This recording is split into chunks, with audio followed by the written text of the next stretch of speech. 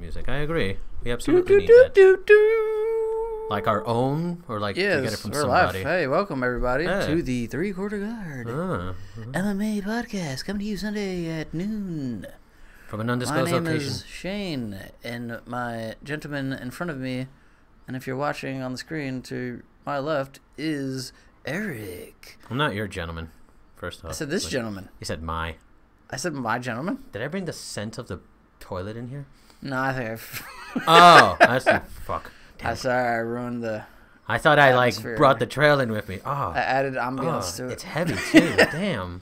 I thought you said you didn't need anything in the bathroom. I didn't. The worst. Hi, how's it going? It's Sunday, noon, 3/4 guard here. Maybe it'll air, like no motion. I don't think you know how bad smells work. Heat is gonna make it they work work. better in the heat. Where's the fucking lumbar? Anyway, yeah, this thing's off the rails already. Anyway, isn't it always? Huh? Isn't it always? Yeah. But yeah. Usually not Hello this everyone. How's it going? Happy Sunday. It's the Lord's Day. God bless and amen. Yeah, get all your sins out of the way now, so the next 6 days can be, used to your full potential. And that's what they mean when they talk about God's Day, right? Like get all the sins out of the way early in the week, so that Monday is a fresh start. Good. Through Saturday. Then I've been living my life the right way. Good. Then you could cleanse them all.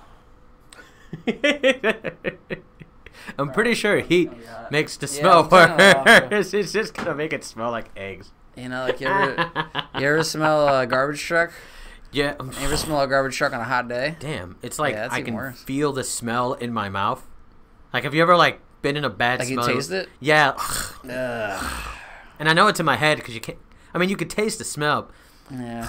I remember one time. Now I want to vomit. I was in a car in Jersey driving, and we were behind the garbage truck on a hot day. It was really not pleasant. Bad. This isn't pleasant, but this is fine. God damn it, the air vents are sealed up. No wonder the smell isn't going anywhere. This is like a death trap. Because it gets too cold in here. So they sealed it up. It's so bad. All right. Well, let's get it is into what it is. What can I say? What happened again yesterday? Oh yeah, UFC 230 happened yesterday, it was a big and our fucking home deal. city of MSG, or home city of MSG. Yeah, MSG. Home city of New York City. Yeah. And our second closest. What? You could say home city of New York. Stadium. Home city of New York City is kind of redundant. Because I think Barclays is closer technically. But. Yeah, it kind of is. But MSG. Everybody knows MSG. Barclays, yeah, it's the Garden. It is the greatest. The Mecca. Stadium is the Mecca of sports. Sports, if you will. But yeah, good night of fights. Great night of fights going into it. What should we talk about first? I guess we'll talk about the main event first, right? No. Come on, let's build up to it. Starting from okay, a little foreplay. People usually skip the foreplay when they're talking about these kinds of things. But let me say, the Brian Kelleher Montel Jackson fight was canceled after I think Brian Kelleher got sick or something. He missed weight. No, it didn't have to do with the weight cut. Oh, but it was after that? Yeah, I think. Oh, did he miss weight? Yeah, he missed weight. I heard he missed weight, but then he got sick. I mean, maybe he missed weight because he was getting sick. He was getting sick. But yeah, that happens. Shane Burgos defeated Kurt Hollabaugh. I saw that was fucking weird. Did you see the finish? Yeah, that out of nowhere submission. They were crazy. Yeah, he grabbed the arm bar. Wait, who on that? Shane Burgos? Shane, Shane Burgos. And then Harbaugh tried to wrap him up in his legs and try to I don't know what he was trying to do, trying to get out of it, or I think he was trying to push his face down to try and loose, but he couldn't kick him out kind of thing. But that arm bar was locked in too deep. Because that's not how you do that. That's not how you defend against something like that. He was trying. It was pretty deep, so it was pretty fucked. That was in round one. Lando Venata with the majority decision against Matt Frivola. Fuck Lando Venata, man. I thought majority draw. That's so many high hopes for him. He looked really upset about that. I mean, nobody really likes a draw. I guess. Nobody likes a draw. It means you didn't improve. You didn't get worse. You're just the same. Nobody wants to be. Nobody wants to plateau. But Lyman Good defeated Ben Sanders via first round KO. Actually, I wanted Ben Sanders to come in. His jiu-jitsu is really good. I wanted him to come in and his striking is really good too. He was in the UFC before. Yeah, he's been improving on it. He had a good couple of fights, but I don't see him as being ever a top 5 person especially with the way the welterweight division looks now. I thought maybe he was going to be one of those dudes that's like a throwback. He leaves the UFC, comes back, and then he's like, fucking shit up. But he's been kind of up and down. Yeah, I want to actually check out the highlight for that. Is there like a... You had Shaman Moraes versus Julio Arce. Arce? Yeah, that's Julio that was bloody. Arce. That was Julio bloody. Arce, I think, got cut. Arce's face was I think he got cut up. Twice. Like, he got cut once over the eyebrow and had like blood in the back of his head. It was a weird thing. But yeah, that was a very, very bloody fight. To the point where it was like, people thought if like Arce would lose more blood, he would start just like passing out. Oh, I saw this is one sick Julio Arce, picture. he was I think of Colombian descent, and he's a native to New York, if I'm not mistaken, or he trains out of New York, I believe. I'm gonna find this one really sick picture of that particular fight that's like kind of sums things up. Am I on the nope. Let's take a look at where is this? Here we go. Junkie. I just wanted to check out how Ben Saunders was knocked out. As fucked up as it sounds. No, you saw it. Did you see at the weigh-ins when Actually, we'll talk about that in a bit when we get to the main card. We'll start talking about this. We'll be skipping shit. This was before some of that blood. I think that's the fight. Yeah, these guys are. It's a pretty good picture. Yeah, remember that he was getting lit up a bit. But that blood just gushing out of his face. It's like a fucking sci-fi film. All right. Oh yeah, here we go. Sijara Eubanks with a incredibly impressive. I can't even lie. That sucked. Jesus. Sorry. Yeah. I mean, she won, but it wasn't an impressive fight, and it wasn't. I'm so glad that didn't headline the card in general. Yeah. Just because it would have just not been good. Oh, let me check out Ben Saunders' KO. When this guy, yeah, they were in a clinch. Boom! It was an uppercut. Yeah, Lemon Good landed an uppercut. Saunders went to the ground, then with some hammer fists. But yeah, man. Way to TKO. Fucking A. Yeah, he's a little too old. Who's that? Ben Saunders. Yeah, I mean, he's been in the game for a bit. So, man. Yeah, he's calling him an old man and shit. Sorry. You're terrible. But yeah, that game. Yeah, the Sijara Eubanks and Roxanne Modafferi fight. I mean, it's just like she was getting the better on the feet in the first couple rounds, and then after that she was actually she took it down a couple times. I honestly thought Roxanne Modafferi, she's like a veteran in the sport. I thought she was gonna show it a little more last night. When she gets into her rhythm, she's like pretty freaking great. She can like start landing shots, and she's pretty accurate with them. Her striking has definitely gotten better in the past couple of years.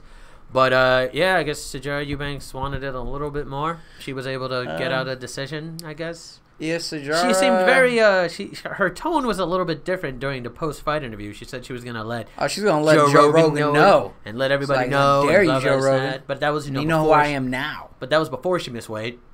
And that was before she, had a lackluster, not lackluster, but mediocre performance. Mediocre, I would say. I mean... Imagine if that was headlining the card last night. Exactly. That would have sucked. I was saying, that would have been terrible. The bullet would the bullet would have gone through her.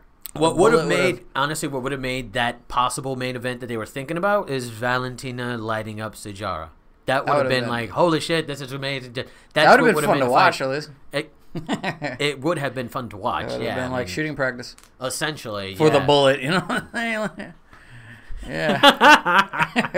Fucking jerk. But yeah, I mean, all that shit she was talking, she was like, yeah, you know, like all this stuff, but I'm gonna show them. I'm gonna show them why I deserve the title shot. I'm gonna come out there and. She's like 4-2 now. Yeah. Over 6 fights. This is the first time she's actually, I think, gotten like a win, 2 wins together, because she's been constantly like win loss. This is the first time she's got 2 wins back to back. I mean. We'll see what happens. Like we said, the flyweight division is still a young division. You got a couple of bantamweights coming down, a couple of strawweights going up. Eubanks supposedly likes the flyweight division, even though she can't make fucking weight. We'll see how it goes. We'll see how it goes for her. But not an impressive performance. Not worth all the bullshit she was talking. And, yeah, it wasn't that crazy of a showing for her, to be honest. Especially at Madison Square Garden. Like we said earlier, the fucking mecca of sports. You want to show the fuck out. And... That could have easily been a UFC Fight Pass prelim. Also. I don't see her winning a title or getting a title shot after that. So I don't know. Not really. I think she's got a lot. Like she didn't show out at all the way she said she would. So see what happens with that. Jason Knight, Jordan Rinaldi. Yeah, Jordan Rinaldi defeated Jason Knight via unanimous decision. Jason Knight didn't really show out as much as he should have. You know, he's usually like a go-getter and a fighter. Jordan Rinaldi kind of did a lot of the grappling and dominated that. So. Yeah, and then obviously, we had. Let's get to the main card. The main card, which main card was pretty friggin' awesome last night. Israel Adesanya, the last stylebender, fucking lighting up Derek Bronson, showing up in his striking clinic. Derek Bronson was going in. You know, Derek Bronson was doing his thing, going in for the strikes, trying to get the grappling going down, very, very pressing and pushing forward. I liked this. I liked Adesanya last night in his striking. I'm not so sure about his wrestling yet. Like, I like him a lot, and I think his striking is up to par, and I think his striking was definitely, like, not to shit on his performance last night at all. His performance, especially Madison Square Garden, was really fucking awesome. But I'm trying to see, like, when you're a striker of that caliber, who's that accurate, you need to have some, like, crazy takedown defense, like Joanna Jędrzejczyk or Jose Aldo. He didn't get taken down. He didn't, but, I mean, I don't know. Brunson officially had 7 takedown attempts. Didn't get one of them. Okay. Not bad. But, definitely, I mean, obviously, it almost would be interesting to see him get taken down and to see if he could get back up. He's been taken down before by people he's beaten. No, but I'm saying, like, but he's gotten back up. Like a top. That's what. Yeah, I was actually going to get to that. I was going to say like a top 10 fighter in the middleweight division. I'd like to see him, or even top 5. You know, like maybe I'd see him go against get taken down by like a Weidman or a. You know. I mean, Weidman's a little different, but yeah, I would like to see how that goes. A wrestler. Definitely. I'd like to see him show out his wrestling, his takedown defense with an actual wrestler, or like, not to say Bronson isn't a wrestler, but you know, a much higher level wrestler, more credentialed. Exactly, more credentialed, more stuff like that. Just to see how he shows out with that. I mean, if he can keep a great takedown defense, and if he can get his takedown defense up like Anderson Silva, Joanna Jędrzejczyk status, then I definitely can see him being the next striking phenom in the middleweight division. Definitely see a lot of similarities. I mean, when he was fighting last night, he kept going back. Bronson kept going forward, and he kept going back, and he just kept fucking landing those shots like it was fucking bangbusters. He was going in. That kind of accuracy, when you're moving like that, is very, very difficult to have. And only some top, like top Hall of Famers and people people will recognize their name in the sport have done that before. It's a very good quality to have. He's very good at moving around and still throwing the strikes. It only took him 15 strikes. There's 15 strikes thrown by him in that entire fight. I mean, it was only in the first round. Yeah. But it did end, like, late in the round. Yeah. I mean, he took him down. I think Israel Adesanya took down Bronson, like, maybe 4 or 5 times with strikes. He knocked him down 3 times. He knocked him down 3 times with strikes, and I think at the 4th time, just Herb Dean had seen enough. I mean, at that point, like I said, Adesanya was lighting him up and landing these shots at will, so it was only a matter of time. But I like that. It's almost like he moves in slow motion because he's picking his shots. He's not wildly throwing them. But he's still like landing them pretty like in succession, like pretty quickly. But you see him thinking about like he's like waiting for it, and he throws like a nice clean, very accurate. Like he had a 56% significant strike. He's a student of movement. And 60% total strike for his strikes. He's a student of movement. He likes to make sure he knows how people move around and stuff like that. Remember McGregor playing touch button park? Yeah, sure. But yeah, he really showed out last night. Definitely the middleweight division has a contender in the midst, and he made a pretty good argument for being the guy that gets the next title shot. Simply based on logic. He said, I think Whitaker's gone against Yoel and beaten somebody else already. Weidman just lost. Rockhold always gets injured. What about Jacare? Jacare went against Whitaker. He beat Whitaker. I mean, Whitaker beat Jacare. Yeah. Whitaker beat Jacare. A while ago. Whitaker beat Jacare. Well, I'm saying like the you have a rematch. Like I said, the argument he had behind it made perfect sense because he said Jacare's lost to him. I think who else he said lost to him? Yeah, but Yoel lost to him already. Yoel has trouble making weight. Luke Rockhold doesn't have trouble making weight, but he always gets injured. He's at this point, he's right now I'm looking like the next top contender that can actually do some shit. That's why I think there's only 2 people that could possibly get the shot. Would be him and Jacare. The only problem I have with Israel getting what? It kind of looks like your body is a part of the chair and your head is just kind of coming out. If I hide the zipper too. No, you just look like a head hanging out of a box. Or you're depressed. Anyway, the only problem I have with Adesanya getting the title shot is that he's getting it off of win against Derek Brunson. And Derek Brunson. Right. No, I get that. Not that they're bad fighters or anything, but to get the jump to a title shot from there. He probably needs something bigger, a little bit of a bigger threat, maybe, or bigger win over somebody in the top 5 or something like that. Especially because the middleweight division is a very deep pool. There's a lot of people there that could get a title shot at this point. So there are definitely matches to be made before he gets his title shot. At least one more fight before he gets a title shot. As far as speaking about the title shot, so they announced that Whitaker and Gastelum are fighting February 9th in Australia. Boom. So, but that's a couple months from now. I could see them timing maybe Adesanya versus Jacare title eliminator maybe in that time. They fall on the same card. It makes sense. That's a good time. This title fight's not happening until February. I think Adesanya mentioned that he was injured though. He said he had tweaked his knee or fucked up his knee or something like that a couple days before the fights. They could even he got a cortisone shot, but I think he needs surgery. I think he needs surgery for his knee. And from here it's 1, 2, 3, 4 months. I don't know.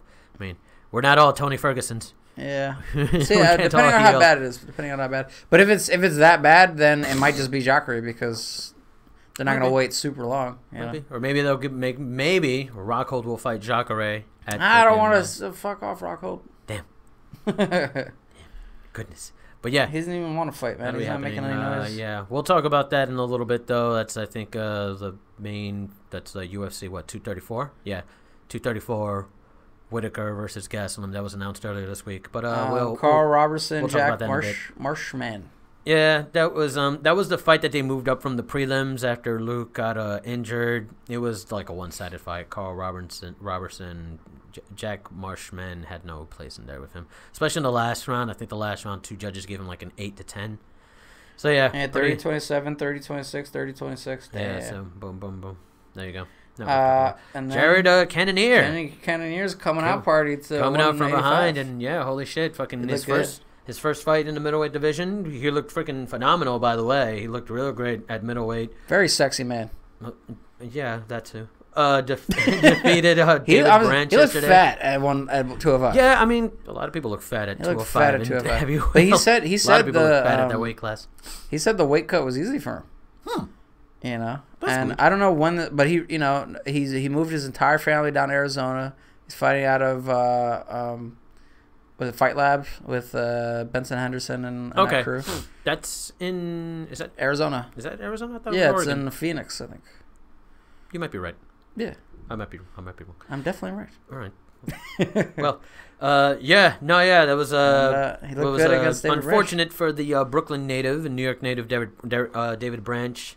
He's a veteran in MMA. He's been in the UFC before. He was the light heavyweight and middleweight. Glendale, Arizona, sorry, not Phoenix. There you go. Not Phoenix. He was a heavyweight and light heavyweight and middleweight champion at World Series of Fighting. But man, Jared Cannonier showed out last night. Got him with a straight right that knocked David Branch down silly, and then after that, I don't know. I feel like after that shot, just looking at the way David Branch reacted to that shot, maybe he's getting close to hanging it up. You get to a certain point where you get to a certain age. It's happening to Diego Sanchez too. Remember back in the day, Diego Sanchez was a fucking beast. He used to be able to take whatever shots. Nowadays, you hit Diego Sanchez with a straight and he gets knocked down on his ass. Yeah, but he's also had so many wars. He doesn't fight smart at all. He just wants to. No, absolutely. And I appreciate you, Diego, but you don't fight for your career. You fight for the fans, and I appreciate that. But it's not good for you. Brains all fucking rattled up. But I'm sure David Branch. He like I said, he's been fighting in the game for a while. He's been knocked out before. just, wear and tear on the body. You eventually get to a point where if you can't take the shots like you used to.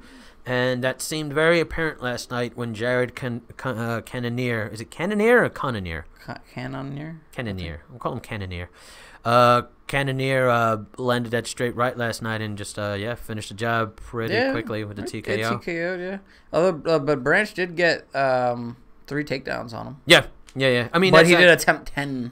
Mm-hmm. So, so I don't know. Seemed like Cannonier had an idea of what Branch his game plan was going to be in the second round. That's why he went for the quick finish. And that was a short notice fight. Second round.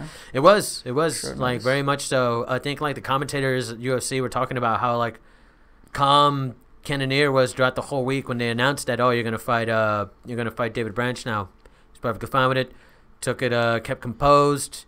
Took the fight how he was supposed to. Like we said, it was his middleweight debut. I think he gets a ranking. I mean, tomorrow. David Branch was up there, and this is his first fight in the UFC in the middleweight division. We'll see how that goes, though. That's another new guy for the middleweight division. Chris All-American Weidman versus Jacare. That was a fight. That was a great friggin' fight. I think that was a back and forth. That was a fucking phone booth fight if I ever seen one. Weidman even looked like he was winning that. They were no more than maybe 2 feet away from each other the whole fight, landing heavy shots, and I mean, Weidman knocked Jack, almost like had Jacare wobbled in the first round. That fight could have gone either way. I feel bad for Weidman because what you said, he lost like 4 of his last 5 or 3 of his last 4. Yeah, he's 1-5 in his last 5, or 1-4 in his last 5. Sorry, 1-4. Damn. Yeah, it's been pretty down. Obviously, all to top guys. But they're all top 10 guys, but I mean, and he could still get fights. But if he's not beating these guys, he's not beating. He's beating 1 out of 5. This is also his second loss in New York City, so that's also real tough. Yeah, I bet that's real tough on like somebody, especially in like your hometown. You lose twice in a row, former champion.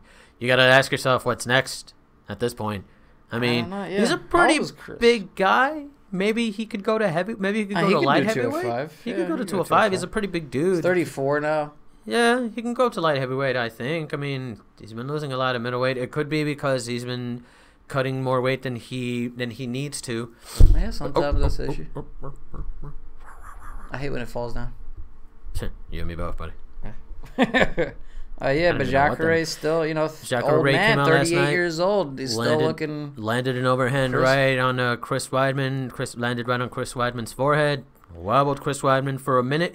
That was a KO. That was a KO. That could have been. That definitely could have been a KO because Chris Weidman fell to the floor after that shot, and he was just. He went to his wrestling. He went to his wrestling and then started grabbing legs. At one point, it looked like he was about to grab. Dan Miragliotta's. Yeah, he looked like he was going to grab Miragliotta's leg. That was a terrible roughing by Dan Miragliotta. Was that Miragliotta? It was. Yeah, and he doesn't usually have a. He doesn't. I mean, I'm sure he was giving. I feel like he was giving Weidman definitely the time. He saw him moving. It's not like Weidman was knocked out entirely. No, but he wasn't. He was out of it. He was out of it. But he was knocked on his ass and like hands up. Like at that point, Jacare was like, "Yo, if I hit this guy he told anymore." Because he was out on his back. But then Chris Weidman slowly went to grab Jacare's foot, and it was really weird. Yeah, that was really and then Jacare was like, "Hey, stop this!" The guy's. That could have definitely been it at that point. But no, the fight in general though was a great fight. He got fight of the night, deservingly so. Like I said, it was literally like a phone booth fight. They were both just swinging and throwing just big shots at each other for a majority of what was it, up until the third round? Yeah, for a majority of about 13 minutes, they were just going in. But hats off to both gentlemen. Great fight to Jacare and Chris Weidman, and just. Jacare got the better of the exchanges at the end. He landed the proper shot, and boom, that's the way the cookie crumbles. But yeah, sucks for Weidman. He should definitely go to I think maybe try the light heavyweight division. Maybe he loses less weight. Maybe he has more energy fight night. Maybe he's like Cormier. When Cormier lands a shot on you at heavyweight, he can knock you the fuck out. That shot that he landed on Miocic, we've seen him land that shot on Alexander Gustafsson and Jones and knock him out. For all we know, Weidman has that power when he goes up to light heavyweight and Patang. I like those body strikes too by Jacare.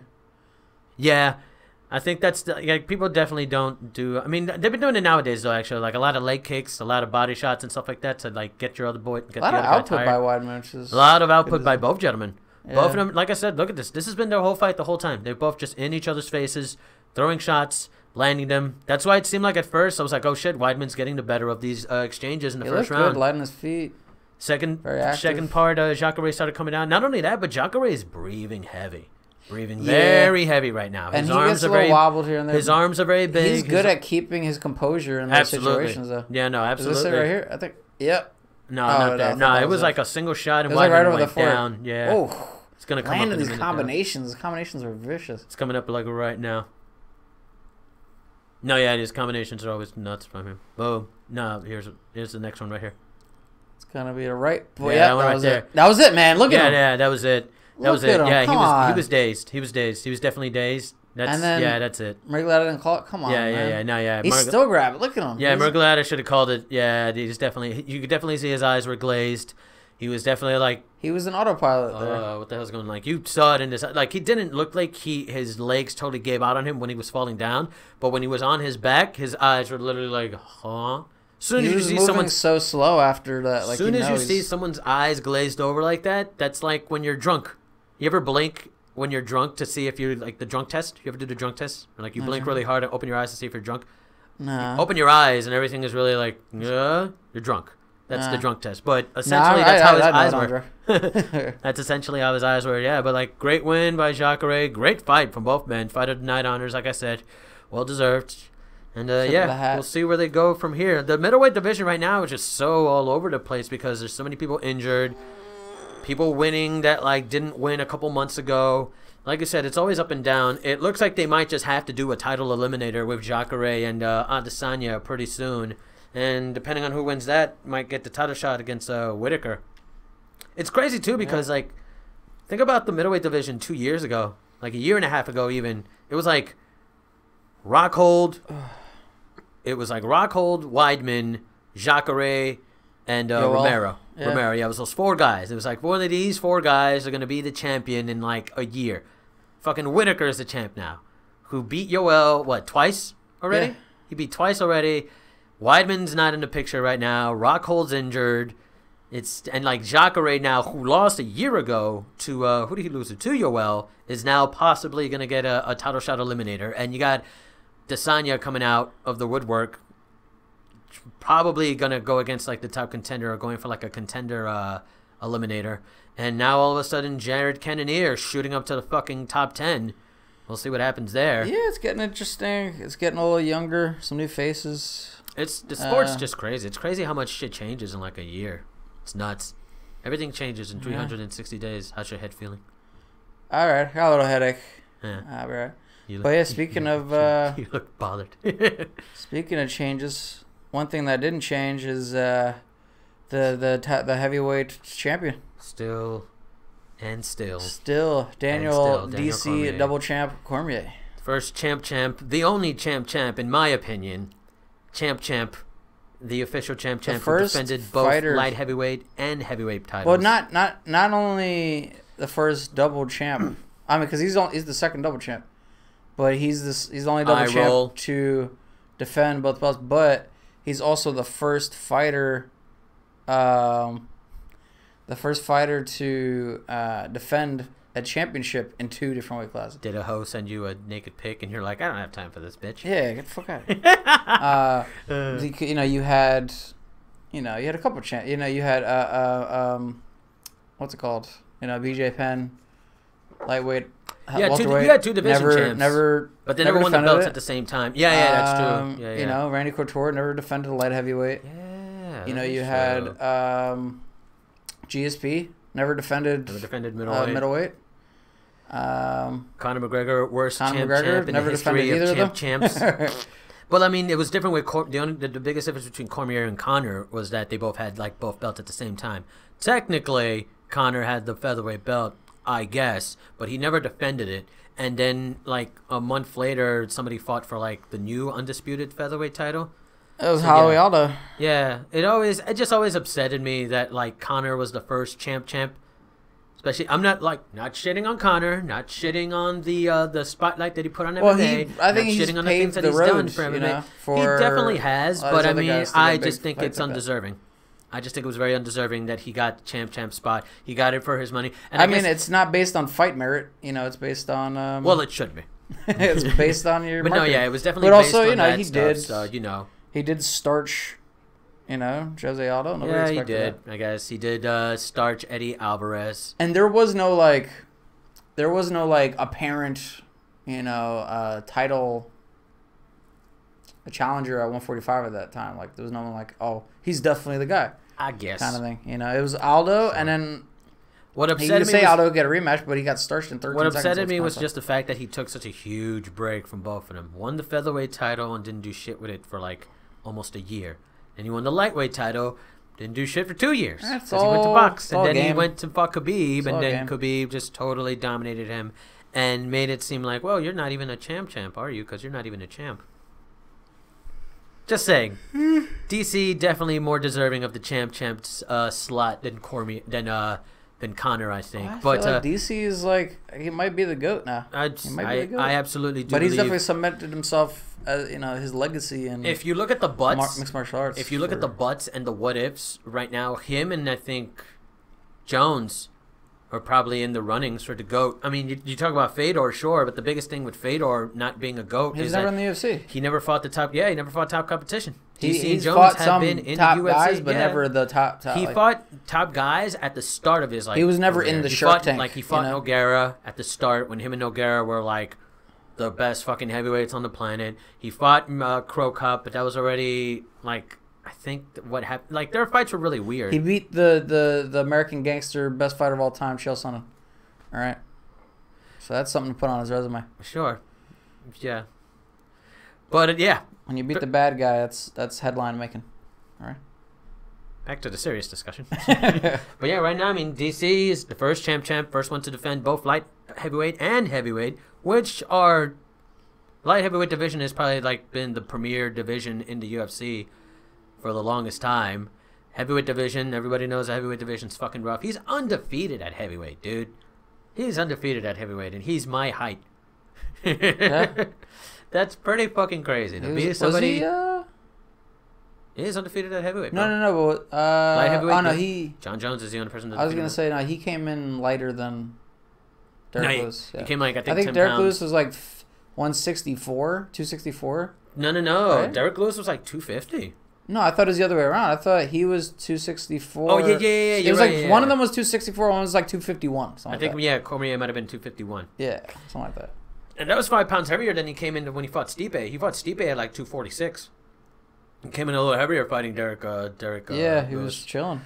He was, he was making sure he was eating nice full meals. Yeah, it seems that way. I guess, but that's why I think he likes heavyweight. But I mean, yeah, man. Cormier last night came in, fucking put on a wrestling clinic on Derek Lewis. Made that man, the Beast, not even look like a man. Fortunately, made the Beast look like a boy.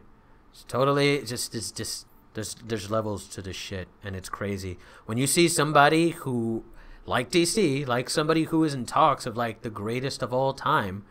When you see somebody like that fighting, and you just notice that shit. One thing I noticed about Derek Lewis, whenever he fought any heavyweights that are bigger than DC, when they would take him down, Derek Lewis would just stand back up like it wasn't the thing to do. And last night, I mean, he did that with DC once, but DC just kept taking him down. And DC was his frame is noticeably smaller than Derek Lewis's. But it was like you could tell Derek Lewis was asking himself in that second round, why can't I get up? Because you had fucking Daniel Cormier on your back, man. He's just like he's so good at wrestling, and especially against, like I said, not that Derek Lewis is some kind of slouch, but he's not an Olympic wrestler. There's levels to this shit, bro. It's a whole nother level. Like DC was just he knew exactly what was gonna happen. He was playing chess. He knew every play he was going to make, he was like, oh, he's going to do this? I'm going to do that. Technically, he's part of the greatest American wrestling team in the history of wrestling. There was actually who posted the picture? 2008 Olympic team. Henry Cejudo posted a picture. It was Henry Cejudo, you see Ben Askren, you see Daniel Cormier. 2008 Olympic American team, dude. Who else was that? What was that other guy's name? Kale, what's his name? Wasn't he on that team too?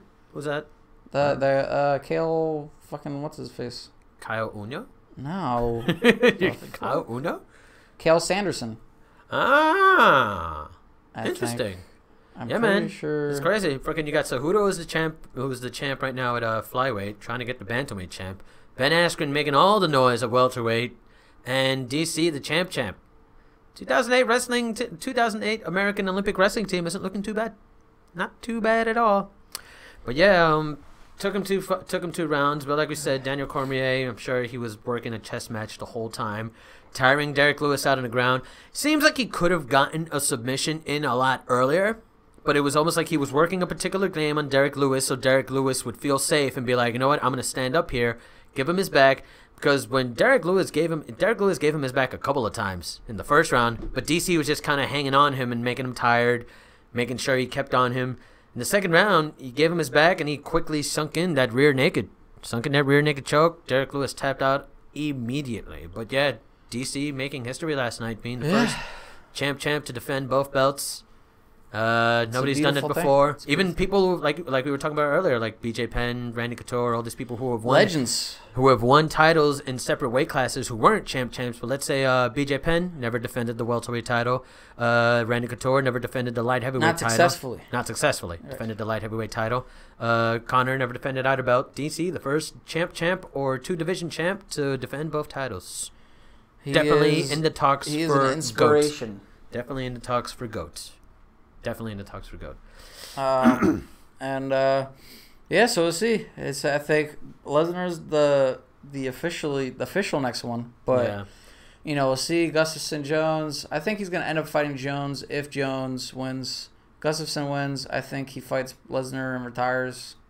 I think if Jones wins, then I think he fights Lesnar or Jones. I don't know if he even fights Jones or Lesnar. He might not even. He might just say fuck it. I don't know. I think he waits for Lesnar, but not for Jones. Like, I think if something happens with Lesnar where he can't fight Lesnar in March, and they have Jones there, maybe they'll have DC Jones. I'll put the maybe on DC and Jones, because Jones, but I'll put a definite on DC and Brock Lesnar, because Brock Lesnar, for whatever reason, maybe he won't be ready in March, or maybe he won't want to fight, and he'll be like, hey, let's do it International Fight Week. Lesnar, or let's do it then. Lesnar. DC will wait for Lesnar. Has expressed interest in fighting Jones. But Not Jones really. is like, oh, well, I beat him. I don't need to fight him. But I mean, once he forth. gets that belt on him, they're back and forth with it all the time, though, as they've been before. Because Jones says it before. He's like, I don't need to fight DC. Why do I need to fight DC again? And then they talk beef on Twitter. It's like, okay, I'm gonna win my light heavyweight title back, and then I'm gonna kick your ass. But I mean, we gotta see what happens. It's a business decision. It's gonna come. Yeah, I know. DC's risen. His star power has. We gotta see what happens with Gustafsson, though. Jones is fighting Jones is fighting the only man who was possibly close to beating him. He's fighting Alexander Gustafsson. Closest fights, best fight in light heavyweight history. Jones hasn't had a fight in almost a year now. The funny statistic is Alexander Gustafsson hasn't fought in a longer period of time than Jones. That's funny. Jones fought DC in July. That's funny. And Alexander hasn't fought since May last year. Funny. So that's so weird. He was the one that was suspended, but Gustafsson has been kind of like. Well, regardless, then I guess it's waiting for a title shot. Yeah. He's been kind of waiting around. He's been doing that whole thing. He was about to fight Rockhold, which Rockhold is a little annoying again. too. He's like one of those guys that it's like, no, I'm the next one up, so I'm not gonna fight anybody else. I mean, that's the thing, though. I mean, we were talking about it just now, like how we mentioned the middleweight division changed in like a year. Things change, man. Things change. Yeah, light heavyweight's looking big. You had Ozdemir. Ozdemir's lost a couple now. Ozdemir lost Anthony Smith. Anthony Smith is out there now. Dominic Reyes. You got Dominic Reyes there. Looks like a couple of people. Jan Blachowicz. Same. Well, Jan Blachowicz has been there before, but he's definitely. But now he's like up now. At number 2, number 3. Yeah, now. right. Yeah. I mean, we'll see what happens. I mean, right now, like the light heavyweight division, it's not. That's the only problem. It's not looking too deep in terms of like number 1 contenders right now, but there are prospects. And definitely we can see what happens. I don't know. It sucks because it's like if let's say DC does want to fight at light heavyweight, then it's kind of blocking shit up because then you got these guys who are coming up and now they got nowhere to go.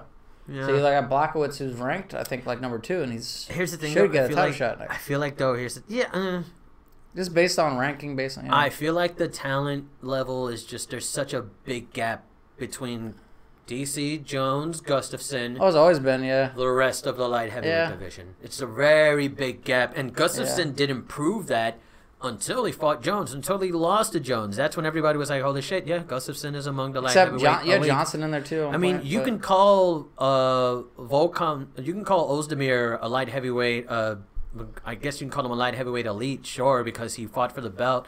But Volkan is down here, and DC, Jones, Gustafsson are still up here. He hasn't shown up against most of these guys. There's a very obvious level change. Very obvious level change amongst the people. And like we said, the most elite fighters are right now those three: Gustafsson, Jones, Daniel Cormier. If Daniel Cormier, Anthony Smith's not ready for sure. No. If Daniel Cormier is in talks of being the GOAT, and he's the champ right now for heavyweight and light heavyweight, and the only people who could probably beat him are Gustafsson and Jones, then it's just, I mean, what are you gonna do with everybody down here? What are you gonna do? They got to get better real fast, or something has to fucking happen. But right now, I mean, we got to wait to see what happens with Jones and Gustafsson. We got to wait till the end. We got to wait till 2019. 2019. So speaking of 2019, they announced the first quarter of the 2019 fights. A lot of ESPN Plus and ESPN cards. Hopefully, you guys have ESPN Plus starting 2019. But the big announcement made this week. Big event made this week is I think it's still in the works. I don't know that it's 100% yet, but in the works for UFC 234 in Melbourne, Australia, February 9th, is the middleweight title will finally be on the line. Yeah. Robert Whittaker is going to take on Kelvin Gastelum. Oh, so they don't have big news. They don't have a card. They don't even know if this is definitive or not. But it looks like Ben Askren is either going to fight Stephen Thompson or Robbie Lawler. This is going to be one of those. Yeah? Which is funny because it looked like they were trying to get them two to fight each other. Yeah. But no, it looks like one of them is going to fight Ben Askren. I think it was... Do you think they're going to give Ben Askren the main event spot at ESPN? That's Ariel Helwani. What? The nose. That's what he said. But also... Oh, I didn't hear that news. But also Ben Askren said that... Interesting. I guess it's smart. It's smart. I mean, Wonder Boy versus Robbie Lawler definitely was a slobber knocker, and it's definitely you want to see that happen. But I mean, styles make fights. If you get a striker against somebody like a Ben Askren, you show what Ben Askren can do on the ground. I mean, that could definitely it's a good fight for him. And honestly, yesterday I was very surprised. Funky Ben Funky Askren was actually at MSG for UFC 230, and he got a pretty lively reaction from the crowd. I mean, so he said it's probably Robbie Lawler. So they said it's going to be one or the other, but he said it's probably going to be Robbie Lawler. I think that's an easy fight. Not an easy fight for Askren, but I mean Robbie Lawler's a tough. He's not an easy fight for anybody. Yes, this is true. But he has the former champ is not an easy fight for anyone. He's kind of faded a little bit. I think he's toward the tail end of his career. I feel like if Ben Askren's hard to tell where he is because he hasn't fought in the UFC, and on all those other organizations, he's never really gotten hit. He's an Olympic-style wrestler, though. When you have Olympic-style wrestling, when your wrestling is at a point like DC or Khabib, and like we mentioned right now, he was in the same Olympic team as Henry Cejudo, the current flyweight champ, and DC, the current light heavyweight and heavyweight champ. You get somebody like that at the welterweight division, I can see a lot of people asking themselves the same thing Derek Lewis asked himself last night. Why can't I get up? We're going to be hearing that coming from a lot of people in the welterweight division, I think. He's good enough where he dictates how the fight's going to go. And I mean, that's the strongest... If he has a say in that, it's going to be on the ground. It's going to be him on top. That's the biggest thing for Ben Askren is the fact that because his base is wrestling, and it's such an astounding base, he can literally do level changes and like do all that crap. Whatever the hell he wants to do, it's all up to him. We're going to see how he does, though. I mean, against somebody like Robbie Lawler, the former welterweight champ that everybody loved, the former, freaking people's champ, if you will, his game was all about striking. And his takedown defense was pretty good, too. He's got the knockout power. And remember, Johnny Hendricks was... Excuse me. Johnny Hendricks was no slouch on the ground. And he had a couple of takedowns. He had a couple of takedowns that he was trying to land on Robbie Lawler and couldn't land any of them. Robbie Lawler's takedown defense is definitely up there. We'll see how that. We'll see how that goes. Depending on how if Ben Askren takes Robbie Lawler down at will, then it's like, holy shit, this is pretty friggin' amazing. But we'll see how it goes. Like I said, you never really know how good someone is till they're in the UFC. His Olympic-style wrestling is definitely great. Enough, you could definitely get him up there, but we'll see how he goes. I think his toughest matchup would probably be like Tyron Woodley. Absolutely. But they're not going to fight. They're not going to fight. Yeah, they won't fight. That would be his. I feel like Ben Askren. They might make. I wouldn't be surprised if Ben Askren pushed for a 165 title, and then they'll just move welterweight up to 175. I mean, let's see. And also, I think they're supposed to do Woodley Covington. Mm-hmm. Covington is also another wrestler, but as Ben Askren describes him, he's like a poor man's version of him. Yeah, I can see that. He does everything. He does a lot of the stuff that Askren does, just not as well. Not as good as I am. Not nearly as well. So that could be a potential thing too. But that might be a snooze fest if they fight each other. A snooze fest. But yeah, that's exciting news. That's big news. We'll see what happens with that. Yeah, we have that ESPN spot. That's going to be the first ESPN event. But it's going to be in 2019 next year. So it's going to be early next year. I mean, it's in 2 months. That's true. 2 months away, But yeah, like I've noticed that you don't see any Fight Pass card, any Fight Pass card things. Everything is strictly ESPN Plus. One ESPN Plus event, January 19th. That'll be the first one. February, there's 3 ESPN events. 1 on ESPN and 2 on ESPN Plus.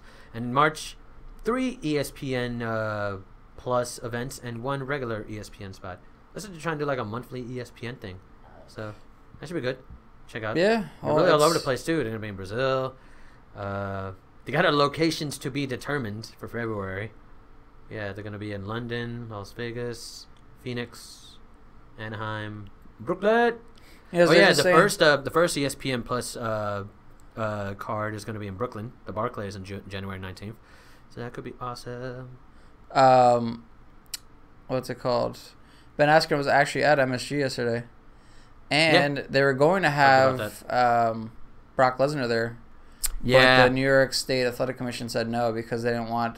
They were scared there was going to be another Conor Khabib situation going on. At this point, right now...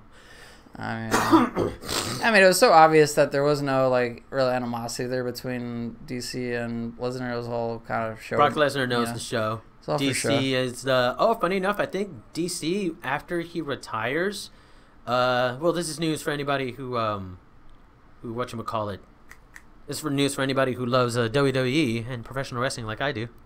What? Daniel Cormier might be a color commentator for SmackDown. Wait, really? SmackDown goes to Fox 5. Hell yes, that's what he wants to do. God. After he, the WWE is in talks with him. Daniel Cormier is very interested because he, like I, am a smart man. I'm a fan of professional wrestling. And they might be giving him. They want to give the SmackDown more of a sports look, a sports feel to it. So they're gonna have Daniel Cormier as their color commentator when it goes to Fox. I think they're trying to legitimize it by bringing DC in there. Absolutely. Well, so Lesnar won one of the belts a week ago. Yeah, the WWE Universal title. Well, that happened mostly because Roman Reigns. The top guy there, I don't know if you heard about this. This is totally off in the menu. You know any of this shit? Damn. He got leukemia, actually. Whoa. He had leukemia for 11 years. Didn't tell anybody about it. Except for Vince McMahon and Triple H, who are Vince McMahon is the CEO. Triple H is the COO. And they were the only people he told. He literally came on last Monday and announced that he had leukemia. And he had to relinquish the title. And yeah, it came as a really big shock. I didn't even know about it until he was talking about it, and I'm like, oh, this isn't an angle. He's had it for 11 years. He fought it once. It went into remission when he was 22, and now it's back. So he had to relinquish the belt. Yeah, he's not in the WWE right now, so they had to give the title to somebody. Brock Lesnar was obviously the most, the reasonable choice because he, makes money and stuff like that. But well, I mean, yeah, that's what happened to that. Him and his recovery or. No. With that, absolutely. For sure. Shout outs to Roman Reigns. And what's it called? So, and also apparently, Brock Lesnar just signed a new deal with the WWE. I don't know how that's gonna affect. He's got 2 fights left. I'm sorry. I just read. Right now, where? Right now? Wait, whoa, not WWE. He's got a new contract. Yeah. Interesting details on Brock Lesnar's new contract. What are you reading this on? This one is Ringside News. Interesting. Fuck off. Yeah, because right now Brock Lesnar's supposed to be at a Survivor Series. He just signed one last week. Place in November, and then he has like one more fight, I think, or one more appearance after that. They call them appearances. They don't even call them. Oh, so Roman Reigns was going to win the match. That was the plan. Yes, absolutely. And that was going to be Brock's last fight or something. Yeah. That was going to be... But now they signed a new deal because of... because of the whole thing. So I think they're going to... It's all about the story, and it's all about who they're going to have Brock lose to next. I'm sure it's going to be, a top person, but we'll see how that goes. But for now, I mean, last night, DC was even talking about it. He was like, you better bring that belt when you come and fight me, so I'm going to take it from you. Oh, okay. So, Vince gave him a sweetheart deal, apparently. So he's got more money now. Of course he does. But in his contract, it says that he can do whatever he wants. So of course it does. He can do the UFC if he wants to. I'm sure he has creative control over certain things and does. He kind of just does whatever the fuck he wants. This is what now I'm hearing. Now I literally just heard this right now from Brawlers, and they're pretty good. Do you know Brawlers? No. Brawlers, these guys. No. They're a pretty good source. They were the ones that broke the news about Max Holloway of being taken out of the fight. They're saying Darren Till versus Ben Askren is being targeted for early 2009. I would trust Helwani and as would I. Before that. As would I. But yeah, that's gonna be interesting. Huh. But where were we going with that? Oh yeah, and then DC was like, telling Brock, hey, bring your WWE title too. I wouldn't mind having one of those also. Yeah, man, that'd be awesome. DC, I'm sure they're going to. I'm almost 100% sure Daniel Cormier is going to be a commentator on SmackDown. They're going to probably work some contract for him where he. Yeah, absolutely. He's going to get hit by the chair or something. Absolutely, Daniel Cormier is going to go against Brock Lesnar next year at WrestleMania or some shit like that. I'm sure. I can just you can see the writing on the walls. It's very obvious what they do in the WWE now. To me, at least. But yeah, I'm looking at this right now, and they're saying Darren Till. It looks like he's definitely fighting someone in the top 5. So it's either going to be Robbie Lawler, Wonder Boy, or Darren Till, which is pretty good because those are all strikers and they all have different striking. Backgrounds. Darren Till is Muay Thai. Wonder Boys, you got the kickboxing, karate, and you got Robbie Lawler who's got the brawling style. I said, Robbie Lawler does seem like he's got one foot out the door. He's getting on and he's kind of fading, so it kind of makes sense to start putting him in unfavorable fights just to push someone else up, and it makes sense with Askren. They need to market him that he's a new guy. They just signed a new deal with him. They're investing in him, so they need to give him a more favorable matchup, and I think that'll work out for him. And Bravo, so he's they're gonna slowly start kind of pushing him up. Yeah. Not to say that this is Ben Askren winning is a given, but it's definitely I think more in his favor. But I just started to look at random Halloween videos of Mighty Mouse and Conor McGregor. All right, so I think. But no, yeah, that's we're definitely. Yeah. We kind of covered everything. Yeah, your head hurts, buddy. You want to go home? Oh, but want to take a little nap? Maybe a little naparoo. Yeah. Naparino. Like a little hoe. That's fine. Fuck. Oh shit. So what's happening next week? Oh yeah. So we may or may not have a podcast next week. Next Saturday is me and the wife's 1-year anniversary. So we're gonna be going up to Vermont and. Oh, that's so sweet. You guys are so cute. Looking at mountains and trees and having some champagne by the fire and. The birds will be wearing singing. Flannels. Enjoying each other's time while the leaves fall. Get some maple leaves and Vermont. Maple syrup. I was gonna say all that, but now you ruined it, so now I can't even make fun of myself about it. Gonna chop some firewood. Yes, that's why I was. God damn it! Stop making fun of me. I want to make fun of myself first. But yeah, well, I'll be away next weekend in Vermont, so we may record a show beforehand, but then it doesn't really make sense because we usually talk about the fights. And we're gonna miss. Yeah, I mean, we'll be watching the 25th anniversary show. Oh yeah, actually, we didn't really talk about that real quick before we go. UFC's 25th anniversary show is next week. A little disappointing, obviously, because of Frankie dipping but out. I mean, hey, Jerry Rodriguez. Exciting we are here, but Jerry Rodriguez coming in. But yeah, it did Frankie Edgar versus notice. Korean Zombie would definitely would have been a crazy fight. It'd be interesting. Yeah, Rodriguez will take his Actually, we actually talked about this no, we did. a little bit. Yeah, we did. I'm just kind of covering what the fight card's going to be. We got the other DC, Donald Cerrone.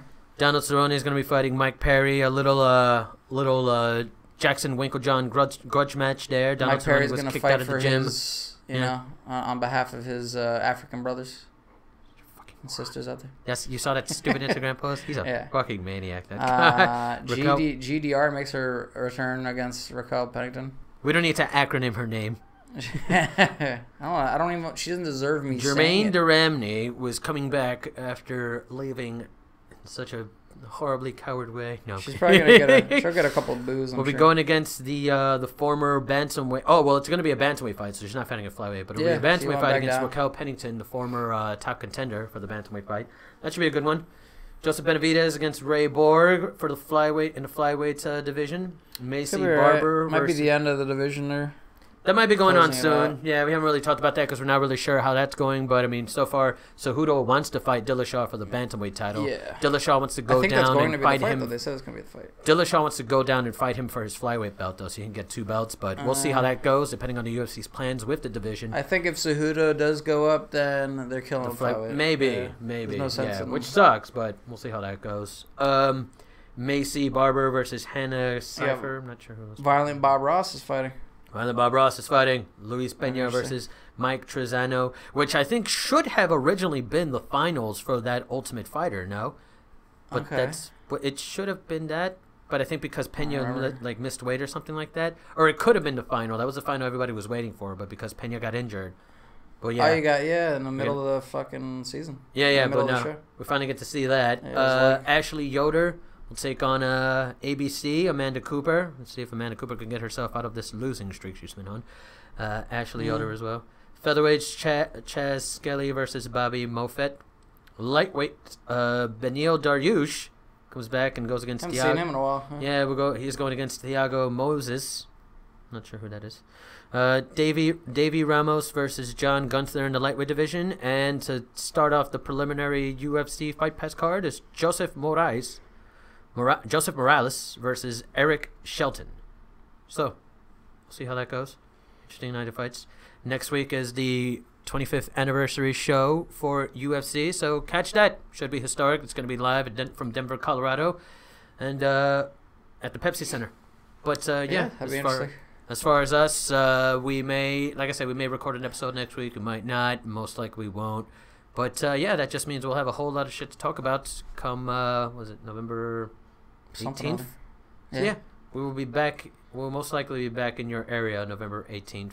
We'll see you guys then. We'll have a longer show. We'll obviously see our co-host is dying right now. So, yeah, check out the UFC 25th anniversary show next week. And thanks for hanging out with us once again on another Sunday to you 1 or 2 viewers that we have.